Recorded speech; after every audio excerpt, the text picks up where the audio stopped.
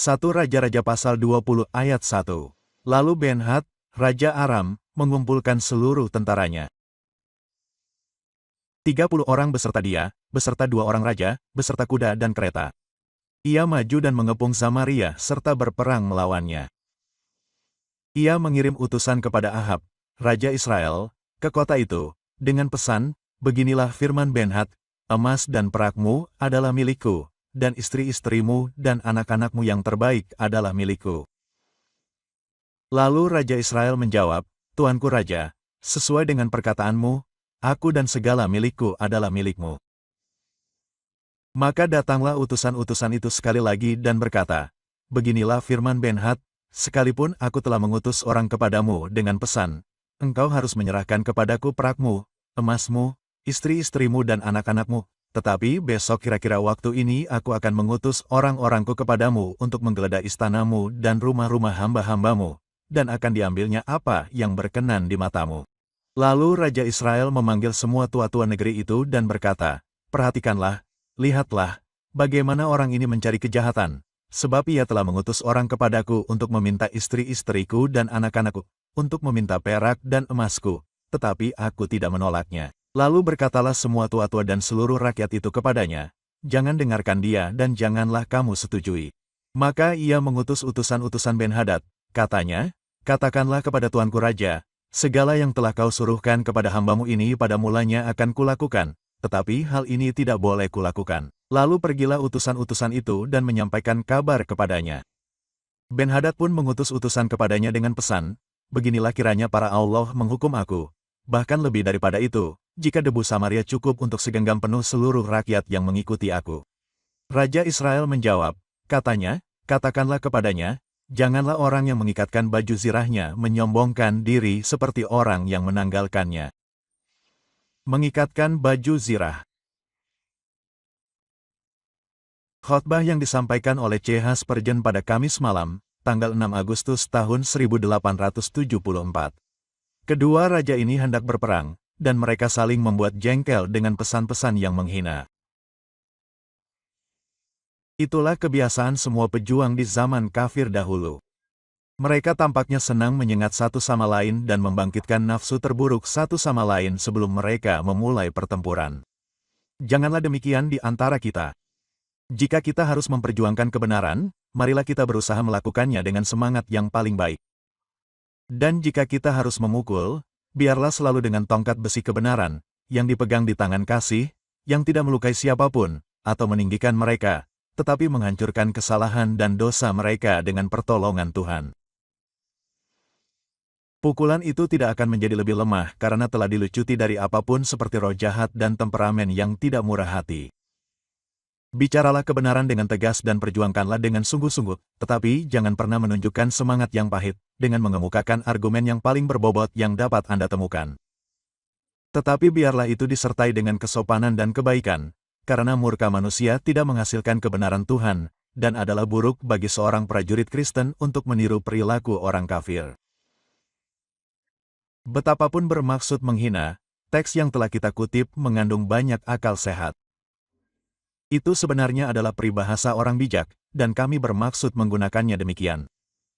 Adalah benar untuk belajar bahkan dari bibir orang jahat, karena mereka jarang sebodoh dalam hal-hal duniawi seperti dalam hal-hal rohani. Orang-orang yang mengaku Kristen dapat belajar banyak dari anak-anak kegelapan jika mereka mau bersusah payah melakukannya. Bukankah mereka pada generasi mereka lebih bijaksana daripada anak-anak terang? Teks kita adalah ucapan Ahab, yang merupakan salah satu raja Israel yang paling jahat dan sangat membangkitkan murka Tuhan. Namun, apa yang dikatakannya mengandung hikmat, dan marilah kita mencoba mengambil manfaat darinya. Apakah Anda ingat bagaimana orang Israel dahulu pergi kepada orang Filistin untuk mengasah setiap orang dengan kapak dan alat pemotongnya? Adalah baik untuk membuat musuh kita memutar batu asah, yang dengannya kita dapat mengasah senjata yang ingin kita gunakan untuk melawannya. Ungkapan-ungkapan yang digunakan oleh orang yang tidak bertuhan dapat diambil dari mulutnya dan dicuci serta dibersihkan dengan hati-hati dari pasir dosa. Dan apa yang tersisa dari butiran emas dapat diubah menjadi sesuatu yang baik. Banyak mutiara telah ditemukan dalam cangkang tiram di dasar laut yang gelap. Buanglah cangkangnya, tetapi simpanlah mutiaranya. Di atas tumpukan kotoran, terkadang berlian telah diambil. Berlian tidak boleh ditolak karena tempat di mana ia berada. Teks ini secara khusus disesuaikan bagi mereka yang memulai perjuangan hidup Kristen. Pemuda yang baru bertobat sedang mengenakan perlengkapan perangnya. Ia baru saja mengucapkan pengakuan imannya dan telah maju untuk dibaptis dan dipersatukan dengan gereja. Ia mengenakan perlengkapan perangnya dan kembali ke gudang tempat mereka akan tahu bahwa ia mengaku sebagai seorang Kristen atau ia akan pulang ke keluarga yang anggota-anggotanya tidak menghormati perkara-perkara Tuhan dan ia harus menjadi saksi di antara mereka. Pemudi harus kembali kepada teman-temannya yang tidak memiliki kasih yang sama kepada Yesus seperti yang harus ia lakukan untuk memulai kesaksian seumur hidupnya di tengah-tengah mereka.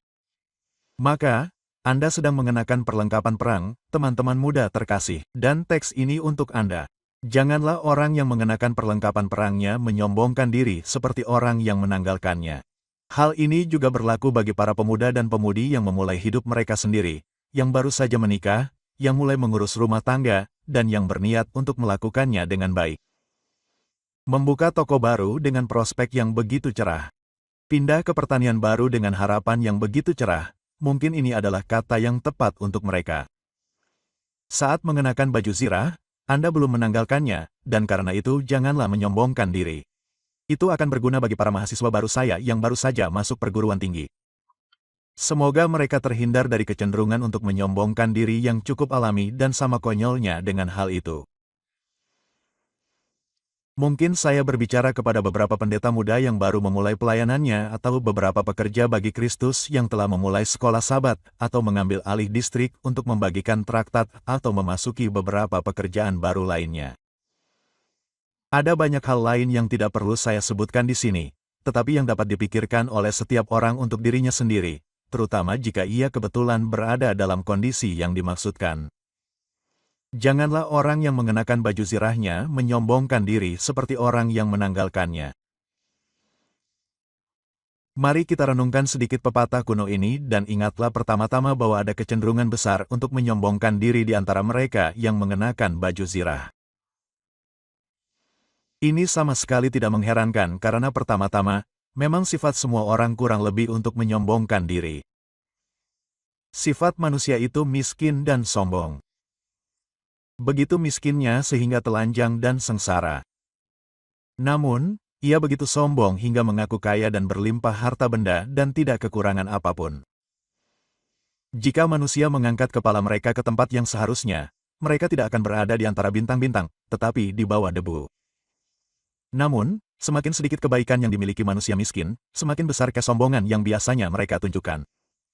Orang Farisi yang telah menjamu rumah seorang janda membuka mulutnya sementara ia masih kenyang dengan rampasannya dan berseru, "Ya Tuhan, aku mengucap syukur kepadamu, karena aku tidak seperti orang lain." Dan Herodes, yang telah membunuh seorang rasul suci, dan seharusnya bertobat dari kejahatannya yang besar, menjadi dewa, dan mendengarkan dengan senang hati sanjungan rakyatnya yang bodoh. Orang miskin umumnya lebih sombong dan mereka yang paling sedikit memiliki hal untuk dibanggakan adalah mereka yang paling banyak membual. Nah, kecenderungan dalam sifat manusia untuk membanggakan diri ini pasti akan muncul jika kita mendapat sedikit kenaikan jabatan. Kita akan segera menjadi anggota gereja. Bukankah itu sesuatu? Bukankah merupakan hal yang luar biasa untuk terhitung di antara umat Tuhan? Bukankah kita sekarang menjadi seseorang? Kita akan datang ke meja perjamuan dan dianggap sebagai anak-anak Tuhan. Bukankah itu menyenangkan? Kita pernah duduk di galeri dan seringkali iri kepada para peserta perjamuan ketika kita melihat mereka berkumpul di meja, tetapi sekarang kita akan duduk di antara mereka. Dan iblis berbisik, sekarang kita adalah seseorang. Kita telah mulai mengajar di sekolah Sabat, dan kita merasa senang untuk berpikir bahwa kita akan menjadi guru bagi kaum muda. Bukankah itu pekerjaan yang mulia?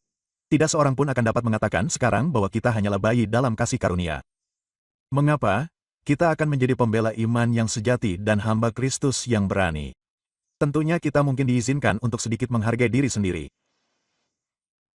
Jika kita telah mulai berkhotbah dan telah dipuji oleh banyak pendengar kita, mungkin kita hampir tidak tahu apakah kita berada di dalam tubuh atau di luarnya. Kita pikir kita sudah menjadi orang bijak dan rasul dalam embrio. Pengkhotbah macam apa yang akan kita jadikan dan keajaiban apa yang pasti akan kita capai. Setan telah menepuk kita dengan cakar hitamnya dan memberitahu kita bahwa kita telah melakukannya dengan sangat baik dan layak mendapat pujian besar dan kita sepenuhnya percaya padanya. Sudah diketahui umum bahwa bahkan dalam hal-hal alamiah, Jack di kantor cenderung sombong. Dan hal yang sama akan terjadi bahkan pada pria muda yang baik ketika mereka sedikit diunggulkan. Mereka hampir tidak dapat dipercaya bahkan untuk membuka pintu rumah Tuhan atau menyapu jalan di jalan-jalan Yerusalem baru. Tetapi dengan segera mereka menjadi penting. Jauh lebih mudah untuk menjadi sombong daripada menjadi besar. Jauh lebih mudah untuk bertumbuh dalam kesombongan diri daripada dalam kesalehan yang vital. Sedikit kemajuan mengubah banyak otak. Barak dipekerjakan oleh Nabi untuk menulis peran dan segera dia memiliki ide-ide tinggi tentang seperti apa Barak seharusnya dan dia membutuhkan pesan tersebut. Carilah hal-hal besar untuk dirimu sendiri, jangan mencarinya.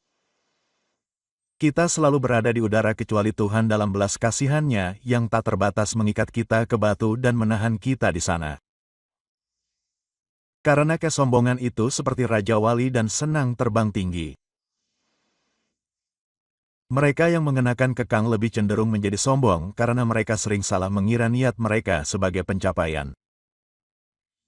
Sambil duduk, mereka merenungkan apa yang mereka harapkan, segala sesuatu yang saleh, rendah hati, setia, berani, lembut, tidak mementingkan diri sendiri, murni, dan suci.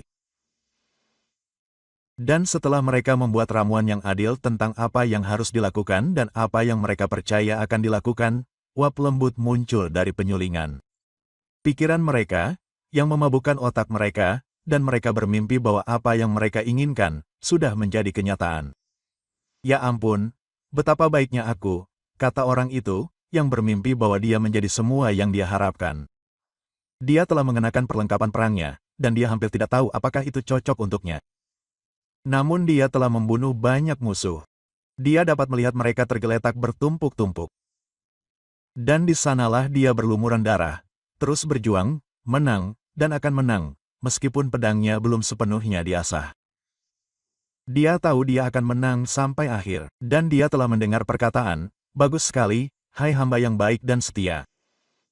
Tetapi sahabat muda, ada perbedaan, dan lebih dari sekadar perbedaan kecil, antara niat dan pencapaian. Kita tidak selalu melakukan apa yang kita pikir akan kita lakukan, dan kita juga tidak selalu mencapai apa yang kita harapkan. Kegagalan sama banyaknya dengan keberhasilan, dan bahkan yang paling sukses pun memiliki kegagalan untuk disesali. Niat baik tidaklah begitu langka sehingga Anda mungkin mulai membanggakannya. Ada jalan yang diaspal dengan niat baik, tetapi saya tidak ingin Anda menempuhnya. Terkadang terjadi pada pemula muda bahwa ia salah mengira pembentukan cita-citanya sebagai pencapaiannya. Ia membuat sketsa di atas kertas sosok yang akan dibuat dari balok marmer. Itu dia. Bukankah itu akan menjadi patung yang indah? Ia sudah memberi selamat pada dirinya sendiri bahwa patung itu berdiri di hadapannya di atas alasnya. Tetapi itu adalah hal yang sangat berbeda, membentuk gagasan dalam pikiran seseorang dan mewujudkannya. Beberapa dari kita ingin memberitakan Injil dengan sungguh-sungguh dan dengan semangat yang sama seperti Bunan Baxter atau Brooks. Ya, itu adalah cita-cita yang baik dan bijaksana untuk memilikinya. Teladan agung di hadapanmu. Namun, itu belum semuanya. Ia yang bercita-cita tinggi akan melesat lebih tinggi daripada ia yang bercita-cita rendah. Namun, engkau belum mencapai sasaran itu, anak muda. Engkau masih jauh dari tujuanmu, dan karena itu jangan mulai bermegah seolah-olah engkau telah mencapai tujuan itu. Engkau ingin menjadi seorang meksane. Jadilah seorang meksane jika Tuhan menjadikanmu seorang meksane, tetapi jangan membanggakan apa yang akan engkau capai. Engkau ingin mencapai kehidupan yang lebih tinggi. Anak muda, wanita muda, engkau ingin menjadi sesempurna mungkin. Jadilah demikian. Tuhan menolongmu dan mewujudkan dalam dirimu semua kesenangan kehendak-Nya. Namun, jangan bermimpi sia-sia bahwa kehidupan yang engkau kagumi dalam diri orang lain akan segera terwujud dalam dirimu sendiri. Keunggulan datang dari usaha. Mereka bekerja keras, berjaga-jaga, berdoa, dan percaya kepada Tuhan. Kalau tidak, mereka tidak akan pernah menjadi seperti sekarang. Dan yakinlah, tidak ada jalan yang mudah bagimu. Engkau juga harus bergumul keras. Kemenangan udara akan diraih. Biarkan cita-cita ada dalam pikiranmu. Namun, ingatlah, itu hanyalah cita-cita dan kasih karunia akan dibutuhkan untuk bekerja dalam dirimu sesuai dengan keinginanmu, dan melakukan apa yang berkenan kepada Tuhan. Kehendak itu ada padamu sekarang juga. Tetapi mungkin lama-lama kamu harus mengatakan bagaimana melakukan apa yang tidak kukehendaki. Membual dan berpura-pura kadang-kadang muncul dari gagasan bahwa kita akan menghindari kesalahan orang lain. Kita harus melakukannya dan kita pikir kita akan melakukannya. Kita mendengar tentang seseorang yang gagal karena menjadi sombong dan kita merasa yakin bahwa kita akan tetap rendah hati karena kita tahu jahatnya kesombongan. Kita mendengar tentang orang lain yang tersesat karena cinta minuman keras atau orang lain yang menjadi korban hawa nafsunya atau orang lain yang menyerah pada temperamen jahat dan dengan demikian kehilangan semua pengaruh moralnya. Sekarang setelah melihat apa yang dilakukan orang lain, kita merasa bahwa kita cukup siap untuk menghindari batu tempat mereka menabrak, dan kita sudah memberi selamat kepada diri kita sendiri seolah-olah kita telah melakukannya. Jika kita bijaksana, kita akan belajar pelajaran lain dan dengan rendah hati berkata, dia jatuh kemarin, dan saya mungkin jatuh hari ini. Ketika saya membaca tentang pendeta manapun yang berpaling kepada dosa, saya merasakan kengerian kegelapan yang besar menyelimuti jiwa saya. Jangan-jangan saya akan melakukan hal yang sama.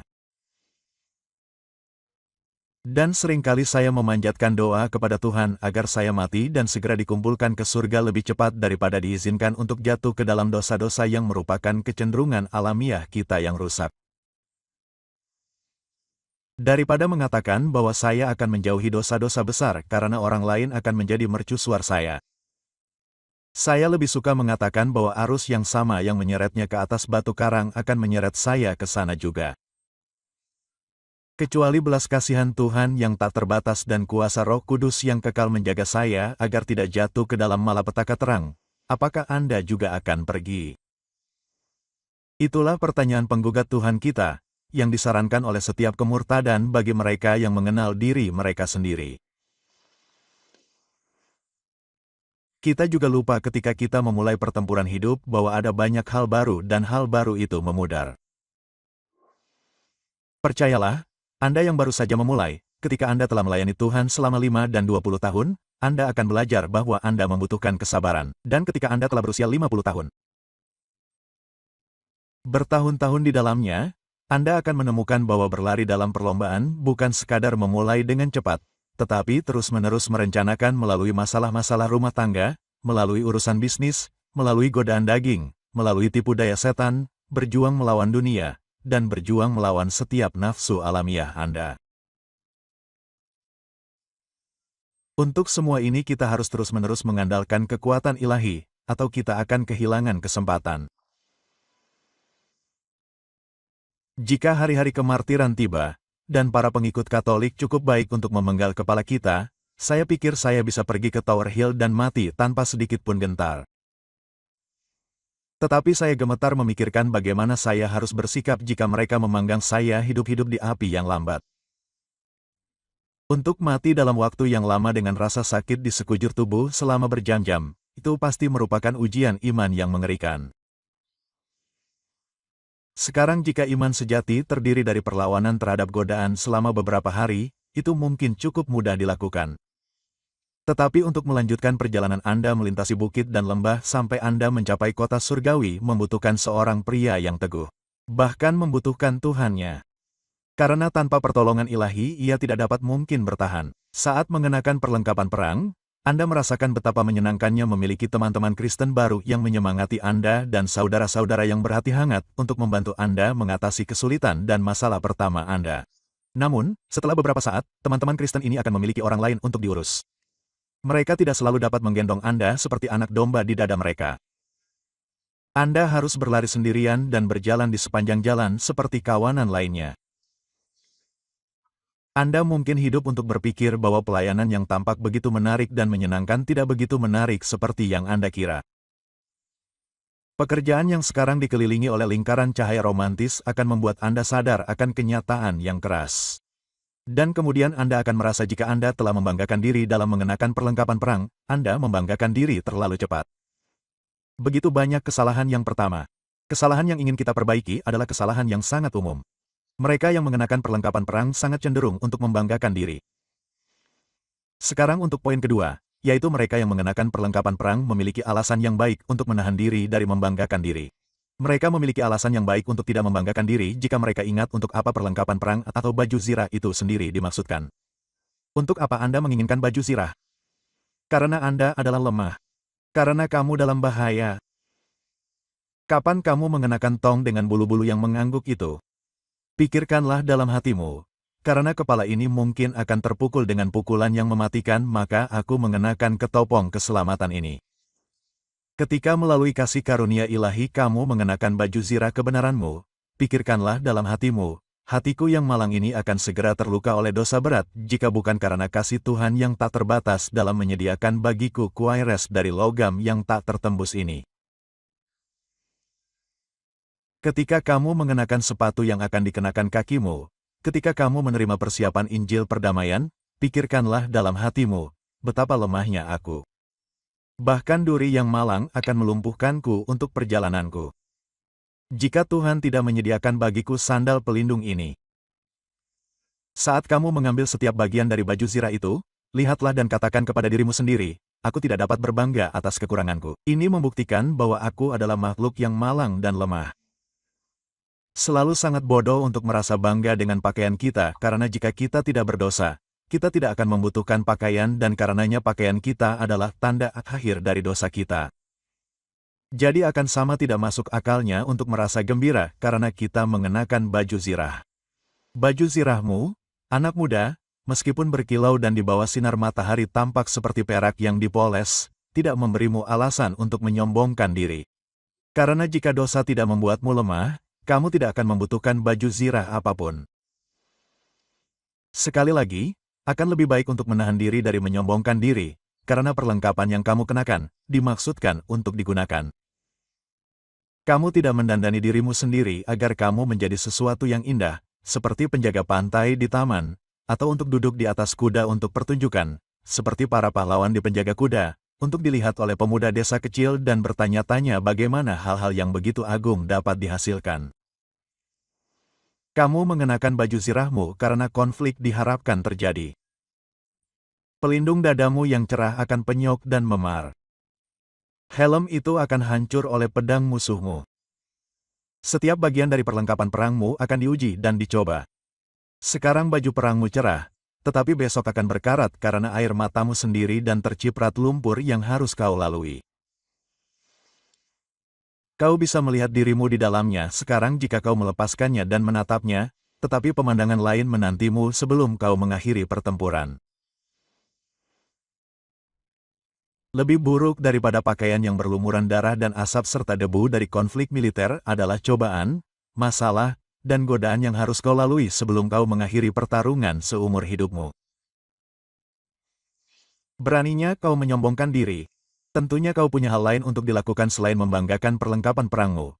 Karena perlengkapan perang itu dimaksudkan agar kau menderita dan bekerja keras dan karena itu pergilah bekerja dan singkirkan kesombonganmu.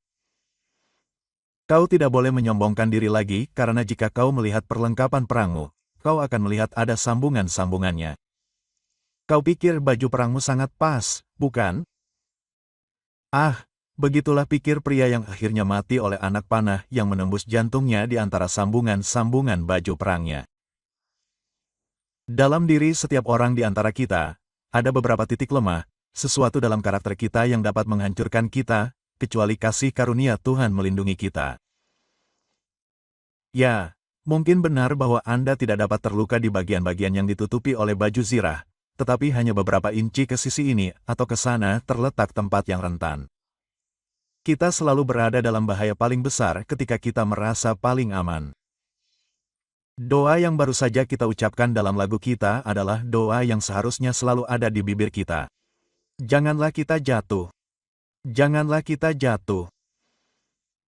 Karena kita akan jatuh bahkan ke dalam kesalahan-kesalahan yang kita pikir dapat kita hindari kecuali kasih karunia Tuhan yang berdaulat akan selalu mendukung kita. Anda tidak boleh membanggakan perlengkapan perang Anda karena ada baju zirah yang tidak berguna. Ada baju zirah di seluruh dunia dan beberapa di antaranya adalah yang paling cemerlang yang pernah dilihat yang sama sekali tidak berharga. Saya tahu pemuda-pemuda mengenakan perlengkapan perang itu dan datang dengan angkuh ke dalam barisan kita. Namun segera pedang musuh menembus baju zirah palsu mereka dan mereka binasa dari hadapan Tuhan. Oh, sungguh hebat mengenakan baju zirah yang dibuat oleh ciptaan Tuhan sendiri, terbuat dari logam yang tahan banting yang menertawakan tombak dan kapak perang. Namun, rasa percaya diri adalah kepalsuan dan kesombongan duniawi, serta kecerobohan yang gegabah adalah tiruan yang tidak berharga yang tidak akan mengubah mata pedang di hari pertempuran. Kita tidak boleh menyombongkan diri saat mengenakan baju zirah karena bagaimanapun baju zirah dan senjata tidak banyak gunanya kecuali bagi orang-orang yang kuat. Baju zirah lama begitu berat sehingga dibutuhkan orang yang bertubuh kuat untuk mengenakannya, terlebih lagi untuk bertempur. Bukan baju zirah yang dibutuhkan, melainkan orang kuat yang dapat duduk tegak di bawah bebannya. Pikirkan juga tentang pedang dua tangan yang digunakan para prajurit kuno. Kita telah melihat salah satunya dan berkata, apakah itu pedang yang digunakan untuk memenangkan pertempuran? Ya, Tuan, tetapi Anda ingin melihat lengan yang memegangnya, atau Anda tidak melihat apapun. Profesor muda itu mungkin mengenakan baju zirah yang indah itu, tetapi apakah ada kesalehan yang vital di dalam hatinya? Apakah dia memiliki kehidupan Tuhan? Apakah dia memiliki kuasa bersama Tuhan? Apakah pekerjaan Roh Kudus yang sesungguhnya ada di dalam jiwanya? Sebab jika tidak, betapapun hebatnya perlengkapan senjata luar itu, akan terjadi kegagalan yang mengerikan karena kurangnya kekuatan di dalam.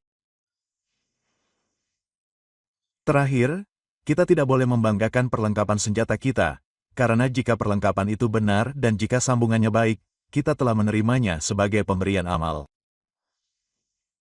Prajurit yang gagah berani, tidak ada satupun cincin baju zirahmu yang menjadi milikmu.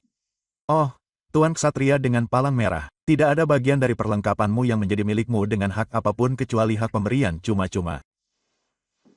Kasih Tuhan yang tak terbatas telah memberimu semua yang kamu miliki. Lalu bagaimana kamu bisa membanggakan diri? Bagaimana jika Tuhan telah memelihara kita selama bertahun-tahun? Dan bagaimana jika kita dimampukan untuk merasakan bahwa Dia akan selalu memelihara kita? Namun, ini bukanlah sesuatu yang patut kita banggakan. Kita harus memberikan semua kemuliaan kepada namanya yang kudus, yang kepadanya semua kemuliaan itu menjadi milik. Karena itu, janganlah orang yang mengenakan perlengkapan senjatanya berani bermegah atas dirinya sendiri, tetapi biarlah ia bermegah hanya di dalam Tuhan. Tetapi sekarang poin ketiga, dia yang mengenakan baju zirahnya memiliki hal lain untuk dilakukan selain membanggakan diri. Tuan yang pemberani, baru saja merajut dan mengikatkan sabuk untuk berperang. Jangan buang waktu dengan kata-kata sombong. Aku akan memberitahumu apa lagi yang harus kau lakukan. Pertama-tama, kau harus memastikan bahwa kau mengenakan semua bagian baju zirahmu. Perhatikan baik-baik agar kau mengenakan seluruh baju zirah Allah. Karena satu bagian saja dari perlengkapan perang yang diabaikan dapat membuatmu rentan terhadap pukulan yang mematikan. Jangan buka mulutmu untuk membanggakan diri, tetapi bukalah matamu, dan perhatikan baik-baik jalanmu, agar kau dapat melakukannya dengan baik. Karena beberapa orang memulai dengan api kepercayaan duniawi yang palsu, yang padam demi kehinaan mereka. Pastikan kau memulai dengan benar, dan ini akan memadamkan api kesombonganmu. Prajurit muda, mulailah dengan begitu banyak harapan, aku dapat menyarankanmu untuk menghabiskan waktumu dengan rasa syukur. Pujilah Tuhan karena telah menjadikanmu seperti sekarang ini, karena telah memanggilmu keluar dari dunia yang penuh dosa, karena telah menjadikanmu seorang prajurit salib. Kebanggaan tidak boleh ada, karena kasih karunia berkuasa. Jika Tuhan telah memanggil Anda untuk bekerja baginya, saya perintahkan Anda untuk memberkati namanya. Karena Anda sangat dihormati untuk melepaskan kait kasutnya. Pekerjaan yang paling hina bagi Yesus adalah hal yang lebih agung daripada martabat seorang kaisar. Pujilah Tuhan atas kerendahan hatinya dalam mengizinkan Anda melakukan apapun baginya. Anda tidak punya waktu untuk menyombongkan diri. Anda membutuhkan setiap saat untuk bersyukur. Anda menginginkan setiap jam untuk berdoa. Jika kita harus berdoa, itu pasti ketika kita baru saja memasuki kehidupan Kristen. Jika seorang pendeta harus berdoa, itu pasti ketika ia memulai pelayanannya. Saudara-saudara, kapan manusia tidak boleh berdoa? Tentunya tidak ada waktu ketika doa tidak pada tempatnya. Kita perlu berseru kepada Yang Kuat untuk meminta kekuatan sepanjang hidup. Tetapi jika ada waktu khusus yang ditetapkan untuk berdoa, itu seharusnya saat memasuki jalan hidup yang baru, atau menjalankan tugas baru. Saat mengencangkan sabuk pengaman, kita harus meminta Kapten Agung untuk menjaga kita, agar kita tetap setia sampai mati. Jangan sia-siakan waktu yang berharga dengan sia-sia, tetapi gunakanlah untuk berbakti. Ingatlah, prajurit muda, bahwa engkau terikat untuk menggunakan waktumu dalam mempelajari ketaatan, dengan memandang kapten dan komandanmu seperti seorang pelayan memandang majikannya. Engkau telah terdaftar di bawah panji. Berhati-hatilah agar engkau berbaris sesuai dengan perintah. Berdirilah teguh saat pemimpinmu menyuruhmu berdiri. Berjalanlah tanpa lelah saat ia menyuruhmu berjalan.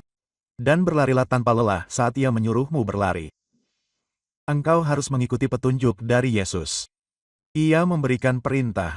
Adalah hakmu untuk mengikutinya karena kasih karunia. Aku jamin, engkau memiliki banyak pekerjaan untuk menjalani hidup yang taat. Engkau tidak akan punya waktu untuk menangis. Aku telah melakukannya dengan baik. Karena setiap saat memanggilmu untuk melakukan perbuatan ketaatan yang baru, dan karena itu memanggilmu untuk meminta bantuan dari atas. Sahabat-sahabat terkasih, engkau tidak punya ruang untuk menyombongkan diri, karena perhatian penuhmu akan dibutuhkan untuk menjaga kewaspadaan. Engkau baru saja mengenakan kekangmu. Iblis akan segera menyadari bahwa ia akan segera memberi hormat kepadamu. Begitu dia melihat seorang prajurit salib baru terdaftar, dia mengambil anak panah baru dari tabungnya, menajamkannya, mencelupkannya ke dalam G, dan memasangnya ke tali busurnya.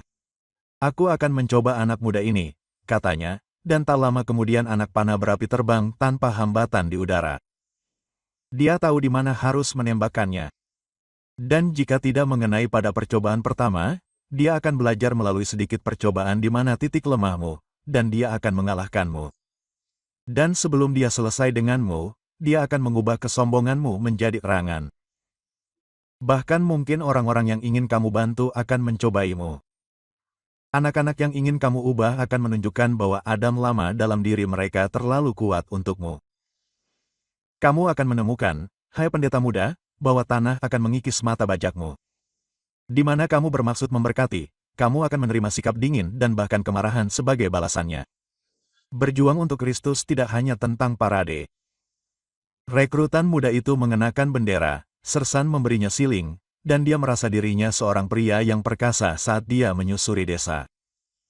Ia akan merasa agak berbeda ketika ia dibawa dengan ambulans ke rumah sakit dan kehilangan anggota tubuhnya atau merana hingga tinggal kerangka. Ia akan segera tahu apa artinya berjuang dan apa arti pertempuran. Saya tidak berbicara untuk mematahkan semangat siapapun yang memulai peperangan bagi Kristus. Namun, saya berbicara dengan maksud agar semua kemuliaan yang sia-sia dapat dijauhkan dari kita. Sekali lagi mengenai hal ini, prajurit muda tidak boleh menyombongkan diri, karena ia akan membutuhkan semua iman yang dimilikinya dan semua kekuatan Tuhan untuk menjaganya dari kekecewaan. Ada kecenderungan dalam diri kita, terutama ketika kita memulai kehidupan ilahi untuk berayun ke arah kepercayaan diri atau ke arah kekecewaan. Seorang rekrutan baru menganggap dirinya orang baik, dan ketika ia menemukan bahwa ia tidak baik, ia putus asa. Ia seharusnya putus asa pada awalnya, tetapi seiring berjalannya waktu ia membuat kesalahan dengan putus asa juga terhadap Tuhannya. Pikirkanlah sesedikit mungkin tentang diri Anda sendiri. Anda tidak akan pernah gagal di sana. Tidak ada orang yang berjalan terlalu rendah hati atau memiliki terlalu sedikit kesombongan diri. Tetapi pikirkanlah Tuhanmu sebanyak yang kamu bisa. Kamu tidak akan pernah berpikir terlalu baik tentang Dia. Ketergantungan terbesar kepada Tuhan yang pernah dimiliki manusia dibenarkan oleh kebenaran. Dia yang percaya kepada Tuhan sampai batas tertentu tidak akan pernah dipermalukan atau dikacaukan di dunia tanpa akhir. Terkutuklah orang yang mengandalkan manusia, yang mengandalkan kekuatannya sendiri.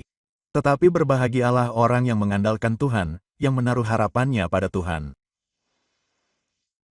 Saya akui di sini bahwa setiap kali saya gagal, saya selalu gagal dalam hal-hal yang saya pikir dapat saya lakukan dengan sangat baik. Saya telah melakukannya begitu sering sehingga saya yakin saya dapat melakukannya. Dan di mana saya tidak pernah gagal, saya berada dalam kesulitan besar ketika saya benar-benar tidak mampu dan tidak dapat melakukan apapun sendiri. Saya telah menyerahkan seluruh masalah kepada Tuhan saya dan bersandar kepadanya saja, dan semuanya menjadi baik.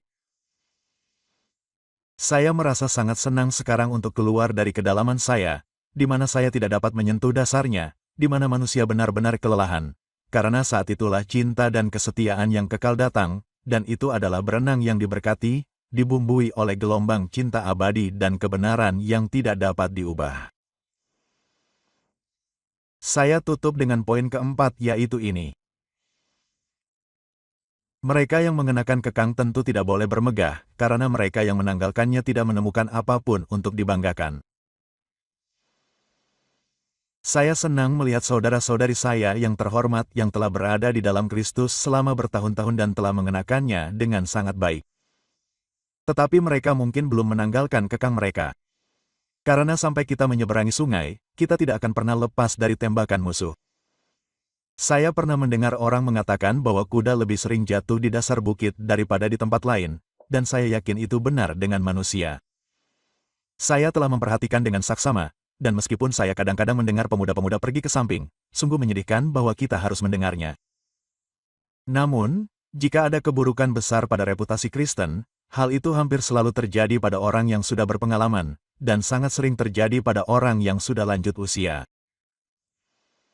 Saya tidak tahu mengapa. Entah orang-orang yang sudah maju itu mulai percaya pada pengalaman mereka atau tidak, saya tidak tahu.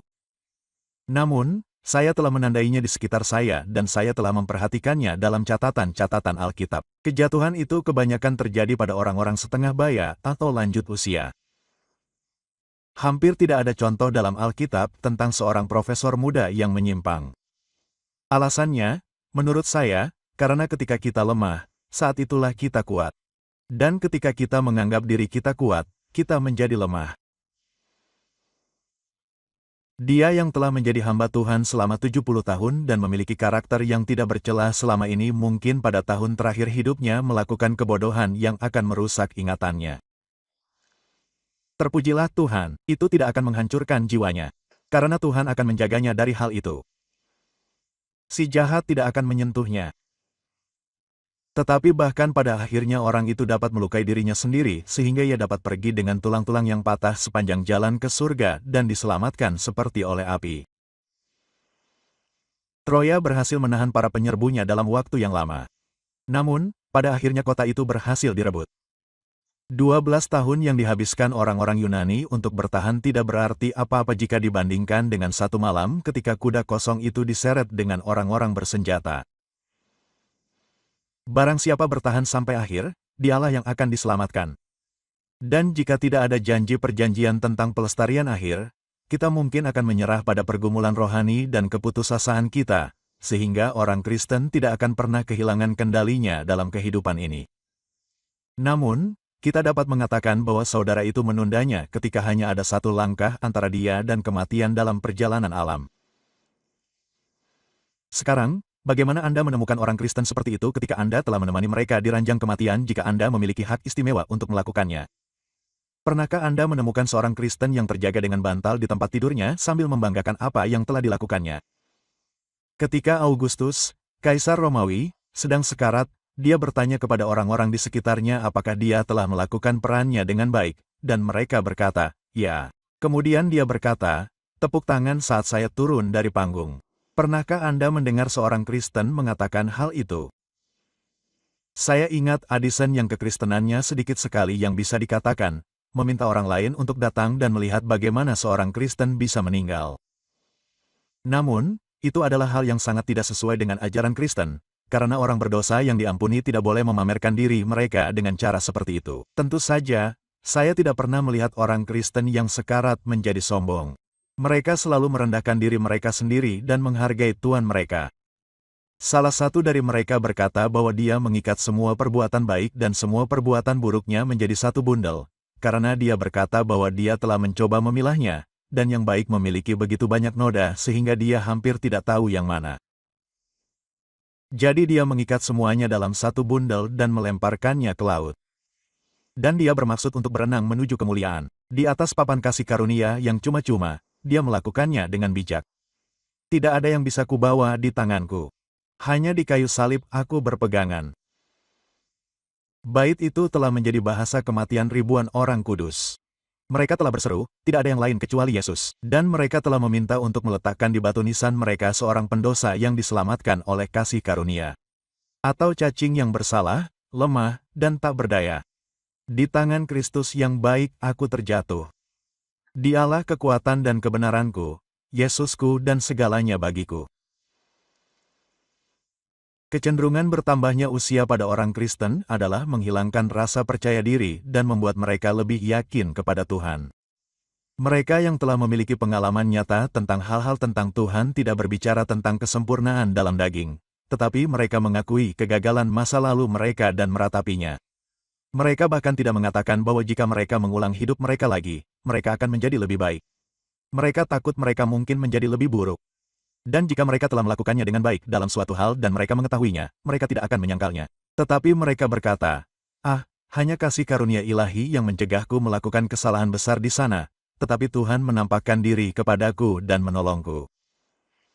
Jika orang-orang lanjut usia ini komunikatif saat melepaskan tali kekang mereka, mereka akan menceritakan banyak kisah indah tentang bagaimana Tuhan datang menyelamatkan mereka, ketika langkah mereka hampir hilang dan kaki mereka hampir tergelincir.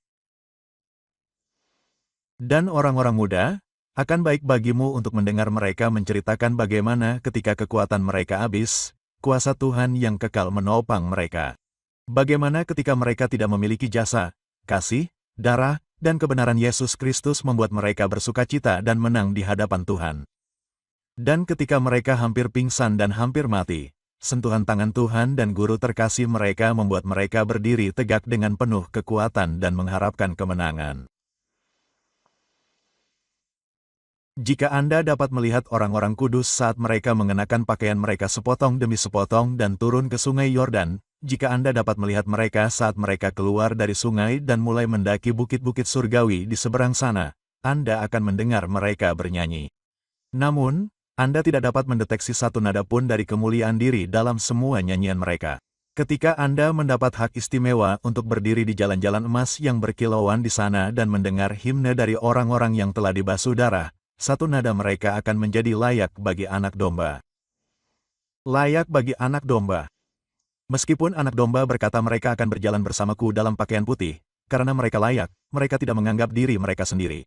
Meskipun jawaban mereka atas pujian Tuhan mereka akan menjadi layak bagi anak domba yang disembelih untuk menerima kehormatan dan kemuliaan dan keagungan dan kekuasaan dan kekuasaan dan kekuatan. Sahabat-sahabat terkasih yang sedang mengenakan pakaian kekang Anda. Inti dari semuanya adalah ini. Percayalah kepada Tuhan tetapi jangan percaya pada diri Anda sendiri. Telah melakukan segala macam kemegahan kecuali kemegahan di dalam Tuhan. Dalam pengamatan pastoral, saya telah melihat dan ingin menyebutkannya di sini banyak orang Kristen yang takut-takut, gemetar, dan bahkan berkabung, dan saya berharap mereka memiliki lebih banyak iman dan lebih banyak sukacita. Namun, saya telah melihat mereka berjalan dengan sangat hati-hati, rendah hati, dan gemetar, dan mereka tidak pernah membawa aib apapun bagi gereja atau mendukakan hati saya.